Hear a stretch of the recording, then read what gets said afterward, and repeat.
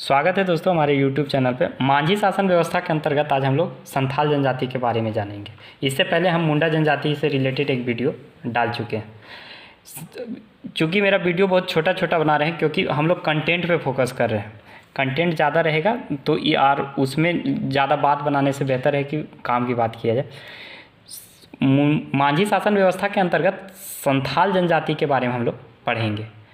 You'll rule जो था 1856 में आया था, उसके तहत मांझी शासन व्यवस्था को कानूनी दर्जा प्रदान किया गया था। मांझी शासन व्यवस्था में गांव के प्रधान को मांझी कहा जाता है।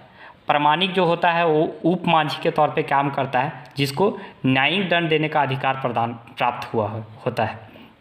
जोग मांझी जो होता है वो मांझी का सहायक होता है, जो जन्म विवाह संबंधी मामलों में सलाहकार के तौर पे कार्य करता है तथा कुछ मामलों में ये विवाद को निपटाने का भी कार्य खुद करता है।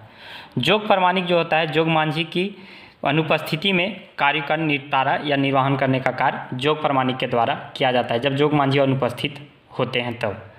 भगदो प्रजा एक तरह से ये गांव के जो बुजुर्ग व्यक्ति एवं विशिष्ट व्यक्ति होते हैं उनके द्वारा गांव में हुए झगड़ों का निपटारा करने का कार्य भगदो प्रजा के द्वारा किया जाता है। लौसर टंगाई जो होता है गांव का प्रहरी के भांति कार्य करता है। लौसर टंगाई एक्चुअली होता क्या था कि पहले जो था वो संथाल इलाके में बाहरी लोग जब आक्रमण करते थे तो ये मुख्यतः जो था वो गांव तक ये रिपोर्ट पहुंचाने का काम करता था कि बाहरी लोग आक्रमण करने वाले हैं तो आप लोग तैयार हो जाएं। ये लौसर टंगाई के द्वारा ये कार्य किया जाता था। अब हम लोग देखते हैं गुड़ैत के बारे में। गुड़ैत जो होता है मांझी का सचिव के साथ साथ कार्य जो विभिन्न कार्यक्रम बनाए जाते हैं पंचायत स्तर पर उनको ग्रामीणों तक पहुँचाने का कार्य गुड़ैत या गोड़ैत के द्वारा किया जाता है। अब आगे आ जाते हैं इसका नेक्स्ट लेवल पे। परगनैत जो होता है वो 15 से 20 गांवों को मिलाकर बनाया जाता है, जिसका प्रधान को परगनैत कहा जाता है।